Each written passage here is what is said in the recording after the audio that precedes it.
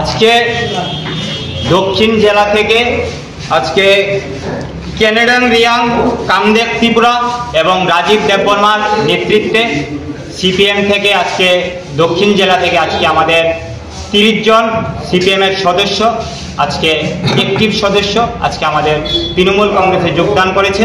মমতা ব্যানার্জির নেতৃত্বে এবং অভিষেক ব্যানার্জির সেনাপতিত্বে কাজ করার জন্য আজকে তারা তৃণমূল কংগ্রেস পরিবারে আজকে যোগদান করেছে।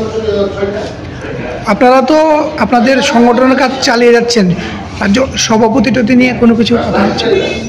এখন আমাদের প্রত্যেকটা জেলাতে আপনারা দেখছেন যে প্রত্যেকটা জেলাতে আমাদের যোগদান পর্ব চলছে এখন, এবং বিভিন্ন জেলার যে সমস্যাগুলো আছে সেই সমস্যাগুলো নিয়ে কাজ চলছে। আমাদের সংগঠন এখন আমরা সাজাচ্ছি, ঠিক সময়ে কলকাতার নেতৃত্বরা আপনাদের যে প্রশ্ন সভাপতি সেই সভাপতি ঠিক সময় দিয়ে দেবে।